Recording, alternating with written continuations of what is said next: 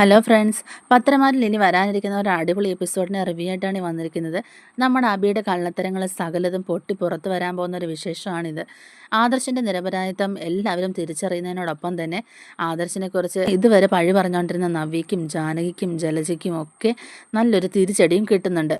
അബിയുടെ നാവിൽ നിന്ന് തന്നെ നവ്യ സത്യങ്ങളെല്ലാം അറിയുന്നതോടുകൂടി നവ്യ അബിയെ ശരിക്കും എടുത്തിട്ട് പെരുമാറുന്നുണ്ട്. അപ്പോൾ ആ വിശേഷങ്ങളൊക്കെയാണ് കേട്ടോ നമ്മളിന്ന് പറയാൻ പോകുന്നത്. നമ്മുടെ വീഡിയോ ഇഷ്ടമായിട്ടുണ്ടെങ്കിൽ ഒന്ന് ലൈക്ക് ചെയ്യാനും സബ്സ്ക്രൈബ് ചെയ്യാനും വിട്ടുപോകല്ലേ. അങ്ങനെ ചന്തുമോൾ അനന്തപുരിയിൽ എല്ലാവരുടെയും സ്നേഹത്തിൽ ഇങ്ങനെ ജീവിച്ചുകൊണ്ടിരിക്കുകയാണ് കേട്ടോ. അവിടെ അനാമികയും ജാനകിയും ജലജയൊക്കെ വെറുപ്പും അകൽച്ചയൊക്കെ ആണ് ആ കുഞ്ഞിനോട് കാണിക്കുന്നത്. മുത്തശ്ശനും മുത്തശ്ശിക്കും ഒക്കെ ചന്തുമോളില്ലാതെ ഇപ്പോൾ പറ്റില്ല എന്നുള്ളൊരവസ്ഥ തന്നെ എത്തിയിട്ടുണ്ട്. അതുകൊണ്ട് തന്നെ ജീവൻ്റെ ജീവനായിട്ടുള്ള ചന്തുമൊക്കെ എന്തെങ്കിലും ആപത്ത് സംഭവിക്കുമോ എന്നൊക്കെ മുത്തശ്ശനും മുത്തശ്ശിക്കൊക്കെ നല്ല ഭയവുമുണ്ട്. ചന്തുമോളുടെ ജീവന് ഭീഷണി എന്ന് പറയുന്നത് ഇപ്പോൾ അബിയാണ്. സത്യങ്ങളെല്ലാം എല്ലാവരും അറിഞ്ഞെന്നൊക്കെയുള്ളൊരു സൂചന അവന് കിട്ടിയിട്ടുണ്ടെങ്കിൽ ചന്തുമോളെ വകവരുത്താൻ പോലും അവൻ മടിക്കില്ല എന്നുള്ള കാര്യം മുത്തശ്ശന് ഉറപ്പാണ്. അപ്പോൾ അതുകൊണ്ടൊക്കെ തന്നെയാണ് അങ്ങനെ ഒരു സംഭവം നടക്കാതിരിക്കാനായിട്ട് സത്യങ്ങളൊന്നും ഇപ്പോൾ ആരും അറിയണ്ടെന്ന് മുത്തശ്ശൻ തീരുമാനിക്കുന്നത്. തൽക്കാലം ആദർശിൻ്റെ കുഞ്ഞ് തന്നെയാണ് ചന്തുമോളെന്ന് എല്ലാവരും വിചാരിച്ചോട്ടെ എന്ന് തീരുമാനിക്കുകയാണ്. പിന്നീട് മുത്തശ്ശൻ ആദർശിനെ കൊണ്ടും സമ്മതിപ്പിക്കുന്നുണ്ട്. ഇല്ലെങ്കിൽ ആദർശ് DNA ടെസ്റ്റിൻ്റെ റിസൾട്ട് അബിയുടെ മുഖത്തേക്ക് വലിച്ചെറിയുന്നത് കാണാമായിരുന്നു. ഇവിടെ അബി ആണെങ്കിൽ തൻ്റെ കള്ളത്തരങ്ങളൊക്കെ ആരും അറിഞ്ഞിട്ടില്ലെന്ന് കരുതി എല്ലാവരുടെ മനസ്സിൽ ഇങ്ങനെ വിഷം കുത്തിവെച്ചുകൊണ്ടേയിരിക്കുകയാണ്. നമ്മുടെ നന്ദു ആണെങ്കിലും അനന്തപുരിയിലെ കാര്യങ്ങളൊക്കെ അറിയുന്നുണ്ട്. നവ്യയെ ഫോൺ വിളിച്ചിട്ടും ഒക്കെ ആയിട്ട് നന്ദു എല്ലാ കാര്യങ്ങളും ഇങ്ങനെ പറയുന്നുണ്ട്. ആദർശിനെ കുറ്റപ്പെടുത്തിക്കൊണ്ട് തന്നെ നവ്യ നന്ദുവിൻ്റെ അടുത്ത് ഇങ്ങനെ ഓരോ കാര്യങ്ങൾ പറയുമ്പോഴേക്കും നന്ദുവിന് അതൊന്നും ഒട്ടും വിശ്വാസമാവുന്നില്ല. ആദർശ് അങ്ങനെ ഒരു തെറ്റൊന്നും ചെയ്യത്തില്ലെന്ന് തന്നെ ഉറച്ച് വിശ്വസിക്കുന്നുണ്ട് നന്ദു. കാരണം ആദർശിനെ അനിയെപ്പോലെയും നയനെപ്പോലെയൊക്കെ പൂർണ്ണമായിട്ട് മനസ്സിലാക്കിയ ഒരാൾ തന്നെയാണ് നന്ദു. ആദർശാണ് ചന്ദമോളുടെ അച്ഛനെന്ന് പറയുമ്പോഴും നന്ദു ഒരിക്കലും അത് വിശ്വസിക്കുന്നില്ല കേട്ടോ. ഞാൻ മനസ്സിലാക്കിയ ആദർശേട്ടനാണെങ്കിൽ ഒരിക്കലും ആ ഒരു തെറ്റ് ചെയ്യില്ല. ഇനി ചെയ്താൽ തന്നെ ആദർശേട്ടൻ മറ്റൊരു വിവാഹത്തിന് തയ്യാറാവില്ല എന്നൊക്കെ പറയുകയാണ് നന്ദു. നന്ദുവിന് തന്നെ മനസ്സിലാക്കാൻ പറ്റുന്നുണ്ടല്ലോ എന്നൊക്കെ കരുതിയിട്ട് ആദർശനാണെങ്കിലും സന്തോഷമാവുന്നുണ്ട്. പിന്നെ യഥാർത്ഥത്തിൽ എന്താ സംഭവിച്ചതെന്നൊക്കെ നന്ദു ചോദിക്കുന്നുണ്ടെങ്കിലും സത്യങ്ങളൊന്നും ഇപ്പോൾ പുറത്ത് പറയാറായിട്ടില്ലെന്നും കുറച്ച് നാളും കൂടെ കാത്തിരിക്കേണ്ടി വരും. അത് കഴിയുമ്പോഴേക്കും എല്ലാവരും എല്ലാം അറിയും എന്നുള്ളൊരു ഉറപ്പൊക്കെ ആദർശ് നന്ദുവിന് കൊടുക്കുന്നുണ്ട് കേട്ടോ. എന്നിട്ട് പിന്നീടാണെങ്കിൽ നമ്മുടെ നന്ദുവിന് ചന്തുമോളെ കാണണം എന്നൊക്കെ ഇങ്ങനെ ഒരു ആഗ്രഹമുണ്ട്. ആ ഒരു സമയത്ത് നയനോട് ഇങ്ങനെ പറയുന്നുണ്ട് ചന്തുമോളെ എനിക്കൊന്ന് കാണണം എന്നൊക്കെ പറയുമ്പോഴേക്കും നയന വീഡിയോ കോളൊക്കെ ചെയ്തിട്ട് ചന്തുമോളുടെ ആ ക്യൂട്ട്നെസ്സും സംസാരമൊക്കെ കാണുമ്പോഴേക്കും നന്ദുവിന് ഒരുപാട് ഇഷ്ടമാവുന്നുണ്ട്. എന്നാൽ വീഡിയോ കോൾ ചെയ്യുന്ന സമയത്ത് അവിടെ അനി ഉണ്ടായിരുന്നതുകൊണ്ട് തന്നെ അനാമിക പിന്നീട് അതൊരു വലിയ പ്രശ്നമാക്കി മാറ്റുകയാണ്. അനാമിക വന്നിട്ട് അതിൻ്റെ പേരിൽ ഓരോരോ കഥകളൊക്കെ ഉണ്ടാക്കി പറയുന്നുണ്ട്. അനിയെ കാണിച്ചു കൊടുത്തെടുക്കാൻ വേണ്ടിയിട്ടാണ് അനിയുമായിട്ട് സംസാരിപ്പിക്കാൻ വേണ്ടിയിട്ടാണ് നയന വീഡിയോ കോൾ ചെയ്തത് എന്നൊക്കെ ഇങ്ങനെ പറഞ്ഞുണ്ടാക്കിയാണ് കേട്ടോ. ഇതൊക്കെ ജാനകിയുടെ ചെവിയിലെത്തുമ്പോഴേക്കും ജാനകിയാണെങ്കിൽ അനാമികയെ സപ്പോർട്ട് ചെയ്തുകൊണ്ട് തന്നെ നയനെ ഒരുപാട് കുറ്റപ്പെടുത്തി സംസാരിക്കുന്നുണ്ട്. ആ ചന്തുമോളെന്ന് പറയുന്നവൾ നിൻ്റെ സ്വന്തം കുഞ്ഞൊന്നും അല്ലല്ലോ, ഏട്ടത്തിയാണ് സ്വന്തം മരുമോളായിട്ട് അംഗീകരിച്ചിട്ടില്ല. അങ്ങനെയുള്ളപ്പോൾ നീ എന്തിനാടി ഇവിടെ കടിച്ചു തൂങ്ങി കിടക്കുന്നത്, ഇറങ്ങിപ്പൊക്കൂടേടി എന്നൊക്കെ ഇങ്ങനെ ജാനകി പറയുന്നുണ്ട് കേട്ടോ. അപ്പം അപ്പോൾ ഇതൊക്കെ കേട്ടിട്ട് നമ്മുടെ നയനയ്ക്ക് സങ്കടമാകുന്നുണ്ടെങ്കിൽ നയന ഒട്ടും വിട്ടും കൊടുക്കുന്നില്ല. ഞാനിവിടെ കടിച്ചു തൂങ്ങി നിൽക്കുന്നത് ഇതെൻ്റെ ഭർത്താവിൻ്റെ വീടായത് കൊണ്ട് തന്നെയാണെന്നും എൻ്റെ ഭർത്താവ് ഉള്ളിടത്തോളം കാലം ഞാൻ ഇവിടെയാണ് ജീവിക്കേണ്ടതെന്നുള്ള ബോധം എനിക്കുള്ളതുകൊണ്ട് തന്നെയും ഞാൻ എവിടെയും പോവില്ലെന്നൊക്കെ പറയുകയാണ് കേട്ടോ നയന. നയനയുടെ ആ ഒരു മറുപടി കേൾക്കുമ്പോഴേക്കും ദേവയാനിക്കാണെങ്കിലും ഒത്തിരി സന്തോഷമൊക്കെ ആവുന്നുണ്ട്. നമ്മുടെ ദേവാനി ഇങ്ങനെ മനസ്സിൽ ചിന്തിക്കുന്നുണ്ട്, ഞാനോ നീയൊക്കെ പുറത്ത് പോയിട്ടുണ്ടെങ്കിലും എൻ്റെ മരുമകളെ പുറത്താക്കാമെന്ന് നീയൊന്നും ഒരിക്കലും കരുതണ്ട എന്നൊക്കെ ഇങ്ങനെ ദേവയാനി മനസ്സിൽ ചിന്തിക്കാൻ കേട്ടോ. അനന്തപുരിയിലെ ഇപ്പോഴത്തെ അവസ്ഥ മനസ്സിലാക്കുന്ന നന്ദു ആണെങ്കിൽ ആദർശേട്ടൻ നിരപരാധി ആയതുകൊണ്ട് തന്നെ അതെങ്ങനെയെങ്കിലും തെളിയിക്കണം എന്നൊക്കെ ഇങ്ങനെ തീരുമാനിച്ചുറപ്പിക്കുകയാണ് കേട്ടോ. നാട്ടിലാണ് എനിക്ക് ആദ്യത്തെ പോസ്റ്റ് കിട്ടുന്നതെങ്കിൽ അത് ഞാൻ എങ്ങനെയെങ്കിലും ഇത് തെളിയിക്കുമെന്നൊക്കെ ഇങ്ങനെ കണക്ക് കൂട്ടുകയാണ്. ഇതേ സമയത്ത് തന്നെ നയന പറയുന്നുണ്ട്, ചില നേരത്തുള്ള നവ്യേച്ചയുടെ സംസാരവും പെരുമാറ്റവും ഒക്കെ കാണുമ്പോഴേക്കും എനിക്ക് തീരെ പിടിക്കുന്നില്ല. ഇപ്പം ആദർശേട്ടനെ ഒരുപാട് കുറ്റപ്പെടുത്തുന്നുണ്ട് എൻ്റെ ചേച്ചി. അഭിയെ നല്ലവനാക്കി ആദർശേട്ടനെ കുറ്റപ്പെടുത്തിയുള്ള നവ്യേച്ചിയുടെ സംസാരമൊക്കെ കേൾക്കുമ്പോഴേ എനിക്ക് അങ്ങോട്ട് കാല് മുതൽ പെരുത്ത് വരും. ഇനി നവ്യേച്ചി എന്നല്ല, ആദർശേട്ടനെ ആര് കുറ്റം പറഞ്ഞാലും എനിക്കത് സഹിക്കാൻ പറ്റത്തില്ല. ഇതേ സമയം ആരൊക്കെ തെറ്റുകാരനായി ചിത്രീകരിച്ചാലും അത് തനിക്ക് കുഴപ്പമില്ലയെന്നും ദേവയാനി തന്നെ വിശ്വസിക്കാത്തതിൽ ഒരു സങ്കടം മാത്രമേ ഉള്ളൂ എന്നൊക്കെ ഇങ്ങനെ ആദർശ് പറയുന്നുണ്ട്. അപ്പോഴേക്കും നയന ആദർശിനെ സമാധാനിപ്പിച്ചുകൊണ്ട് പറയുകയാണ്, അമ്മയ്ക്ക് ആദർശേട്ടൻ മോശക്കാരനാണെന്ന് പൂർണ്ണ ബോധ്യമുള്ളത് കൊണ്ടൊന്നുമല്ല, ഞാൻ വിഷമിക്കുമെന്ന് ഓർത്തിട്ടാണ് അമ്മയ്ക്ക് ഇപ്പോൾ ഏറ്റവും വിഷമം. അതുപോലെ തന്നെ ആദർശേട്ടൻ എന്നെ വഞ്ചിക്കുകയാണോ ചെയ്തതെന്നൊക്കെ ഇങ്ങനെ ഓർത്തിട്ടാണ് അമ്മ ആദർശേട്ടനോട് ദേഷ്യം കാണിക്കുന്നതെന്നൊക്കെ ഇങ്ങനെ പറയുകയാണ് കേട്ടോ. അതൊക്കെ അങ്ങ് മാറിക്കോളും ആദർശേട്ടാ. ഇതിൻ്റെയൊക്കെ സത്യാവസ്ഥ അമ്മ എന്തായാലും അറിയുമല്ലോ. അന്നേരം അമ്മയ്ക്ക് ഈ ഒരു തെറ്റിദ്ധാരണയെല്ലാം മാറും. ആദർശേട്ടനെ പഴയതിലും കൂടുതലായിട്ട് അമ്മ സ്നേഹിക്കുകയും ചെയ്യുമെന്നൊക്കെ ഇങ്ങനെ പറഞ്ഞ് ആശ്വസിപ്പിക്കുകയാണ് നയന. അന്നേരം എല്ലാത്തിനും ഒരു മാറ്റം ഉണ്ടാവും എന്നൊക്കെ ഇങ്ങനെ പറയുന്നുണ്ട് കേട്ടോ. അതിനുശേഷം കാണിക്കുന്നത് എല്ലാവരും നമ്മുടെ നവ്യയുടെ കുഞ്ഞിനെ ഇങ്ങനെ കളിപ്പിച്ചുകൊണ്ടിരിക്കുകയാണ്. ലാളിക്കുകയും സ്നേഹിക്കുകയും ഒക്കെ ചെയ്യുമ്പോഴേക്കും ജലജയ്ക്കാണെങ്കിൽ നവ്യയോടുള്ള വെറുപ്പ് കൊണ്ട് ആ കുഞ്ഞിനെ ഒന്ന് എടുക്കാൻ പോലും മനസ്സ് കാണിക്കുന്നില്ല കേട്ടോ. എന്നിട്ട് എല്ലാവരും കേൾക്ക് പറയുകയാണ്, എൻ്റെ മകൻ്റെ കുഞ്ഞായിരുന്നു ആദ്യം ഈ വീട്ടിലേക്ക് കയറി വരേണ്ടിയിരുന്നത്. എന്നിട്ട് ഇപ്പം അതിനൊക്കെ പകരമായിട്ട് ഒരു അസുരവിത്തിനെ നിങ്ങളിവിടെ കൊണ്ടുവന്ന് നിർത്തിയില്ലേ? എവിടെയോ കിടന്ന ഒരു കൊച്ചിനെ ഇങ്ങോട്ടേക്ക് കെട്ടിയെടുത്തുകൊണ്ട് വന്നു.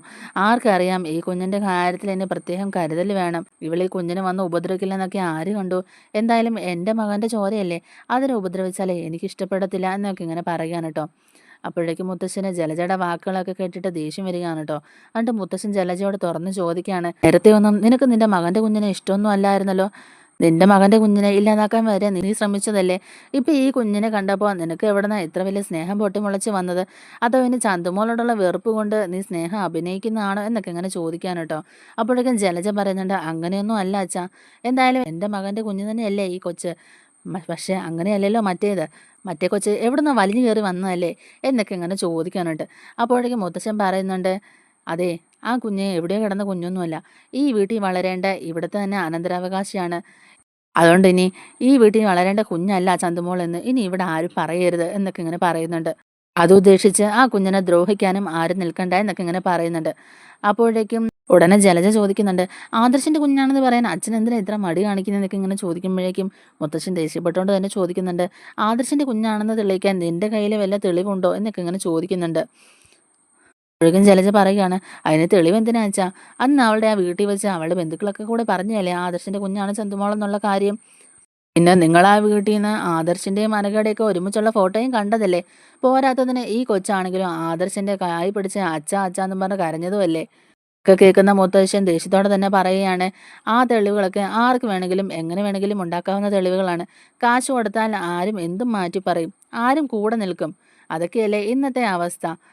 ആ കുഞ്ഞ് ആദർശിന്റെ കുഞ്ഞാണെന്ന് പറയിപ്പിക്കാനായിട്ട് അവിടെ നിൽക്കുന്ന ആർക്കെങ്കിലും പണം കൊടുത്ത് സ്വാധീനിച്ചാൽ അവരങ്ങനെ പറയുമല്ലോ.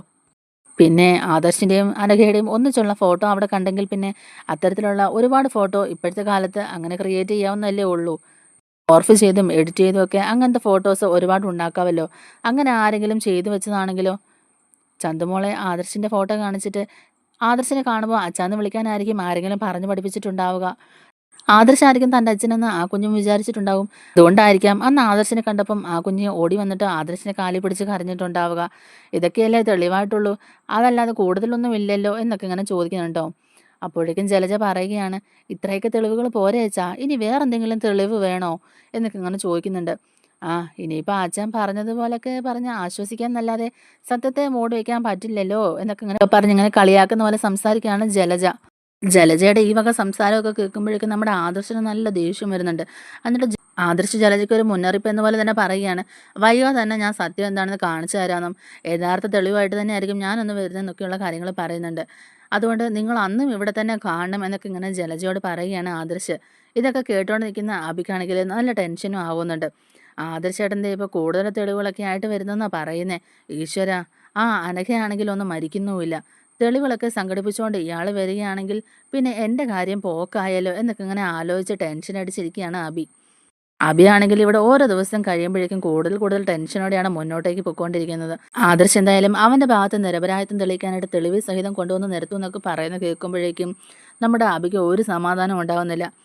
അബിയാണെങ്കിൽ ആ ഗുണ്ടകളെയൊക്കെ വിളിച്ചിട്ട് പറയുന്നുണ്ട്, ഭാവിയിൽ ഒരു ദോഷവും ഉണ്ടാകാതിരിക്കാനായിട്ട് ഇപ്പം നിശ്ചലമായിട്ട് കിടക്കുന്ന അനഘയെ കൊല്ലാൻ വരെ പറഞ്ഞ് ഏർപ്പാടാക്കുന്നുണ്ട്. ഇനി അവളെങ്ങാനും ഒരു സുപ്രഭാതത്തിൽ പെട്ടെന്ന് എണീറ്റ് വന്നിട്ടുണ്ടെങ്കിൽ, അവളുടെ വായിൽ നിന്ന് സത്യങ്ങളൊക്കെ വിളിച്ച് പറഞ്ഞിട്ടുണ്ടെങ്കിൽ പിന്നെ ഒരു രക്ഷയുമില്ല എന്നൊക്കെ ഇങ്ങനെ പറയുന്നുണ്ട്. പിന്നെ എല്ലാം കഴിഞ്ഞു, പിന്നെ ജീവിച്ചിരുന്നിട്ട് കാര്യമില്ല എന്നൊക്കെ ഇങ്ങനെ പറയുന്നുണ്ട്. അയാളാണെങ്കിൽ ഇപ്പം തൻ്റെ ഭാഗത്ത് നിരപരാധിത്വം തെളിയിക്കാനായിട്ട് കൂടുതൽ തെളിവുകളായിട്ട് വരുമെന്നൊക്കെയാണ് പറയുന്നത്. ഇനി അയാൾ വല്ല DNA ടെസ്റ്റോ വല്ലതും ചെയ്യുമോ എന്നൊക്കെയുള്ളൊരു പേടിയുണ്ട് എന്നൊക്കെ ഇങ്ങനെ പറയുന്നുണ്ട് കേട്ടോ ആ ഗുണ്ടകളോട്. ആദർശും അനഘയും ഒരുമിച്ചുള്ള ആ ഫോട്ടോസൊക്കെ ഉണ്ടല്ലോ, അതൊക്കെ അവിടെ തന്നെ ഉണ്ടാവണം. ആദർശൻ്റെ കുട്ടിയാണ് അതെന്നുള്ള കാര്യം എല്ലാ ബന്ധുക്കളും പറയണം. അങ്ങനെയൊക്കെ പറയുകയാണെങ്കിൽ ആദർശൻ്റെ തലയിൽ തന്നെ ആ കുഞ്ഞിൻ്റെ പിതൃത്വം നമുക്ക് കെട്ടിവയ്ക്കാൻ പറ്റും. പിന്നെ നിങ്ങളുടെ വായിൽ നിന്ന് ഈ സത്യങ്ങളൊന്നും ആരും അറിയാനും പാടില്ല. അറിഞ്ഞു കഴിഞ്ഞാൽ അറിയാമല്ലോ, പിന്നെ എനിക്ക് ഈ അനന്തപുരി തറവാട്ടിൽ സ്ഥാനമില്ല, ജോൻ അറിയലും സ്ഥാനമില്ല. എല്ലാം നഷ്ടപ്പെട്ട് ഞാൻ ഇവിടുന്ന് പടിയിറങ്ങേണ്ടി വരും. ഇനി എന്തായാലും അവൾ ജീവനോടെ ഉണ്ടാവാൻ പാടില്ല. ഒരവസരം കിട്ടിയാൽ അവളെ അങ്ങ് തീർത്തേക്കണം എന്ന് പറയുന്നുണ്ട് ആബി. ആ നമുക്കെന്തായാലും പെട്ടെന്ന് തന്നെ ഒന്ന് മീറ്റ് ചെയ്യാം എന്നൊക്കെ ഇങ്ങനെ പറഞ്ഞിട്ട് ഫോൺ കട്ട് ചെയ്തിട്ട് തിരിഞ്ഞു നോക്കുമ്പോഴേക്കും ആ കാഴ്ച കണ്ട് അബി ഞെട്ടുന്നത്. എല്ലാം കേട്ടുകൊണ്ട് മുറിക്ക് പുറത്ത് നിൽക്കുകയായിരുന്നു നമ്മുടെ നവ്യ. അബി ഈ ഗുണ്ടകളുമായിട്ട് സംസാരിച്ചതെല്ലാം നവ്യ കേൾക്കുന്നുണ്ടായിരുന്നു. അങ്ങനെ സത്യങ്ങളെല്ലാം അബിയുടെ നാവിൽ നിന്ന് തന്നെ കേൾക്കുന്ന നവ്യ ഞെട്ടി തകർന്നുകൊണ്ടാണ് അവിടെ നിന്നിരുന്നത്. ശേഷം അബിയോട് പൊട്ടിത്തെറിച്ചുകൊണ്ട് പറയുകയാണ്, അപ്പം നീയായിരുന്നു അല്ലേടാ എല്ലാം ചെയ്തത്?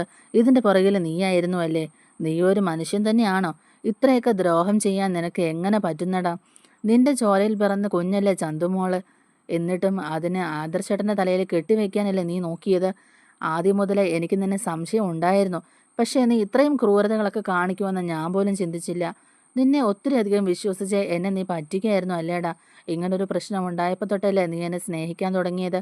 അപ്പോൾ ആ അനഘ ഈ രീതിയിൽ ഇങ്ങനെ കിടപ്പിലായത് അതും നീ കാരണം തന്നെയാണല്ലേ? മുത്തശ്ശനോട് സത്യങ്ങളെല്ലാം തുറന്നു പറയാൻ ശ്രമിച്ചപ്പോൾ ആ കുട്ടിയെ നീ ഇല്ലാതാക്കാൻ ശ്രമിക്കുകയായിരുന്നു അല്ലേ? അതൊന്നും പോരാഞ്ഞിട്ട് ആ പാവം ആദർശേട്ടൻ്റെ തലയിൽ ഇല്ലാത്ത കുറ്റം ചുമത്തി നീ എൻ്റെ നയനയുടെ ജീവിതം കൂടെ തകർക്കാൻ ശ്രമിച്ചു. പാവം ആദർശേട്ടൻ ആ മനുഷ്യനിപ്പോൾ എല്ലാവരുടെ മുമ്പിൽ ആകെ നാണം കെട്ട് തല കുനിച്ചാണ് നിൽക്കുന്നത്.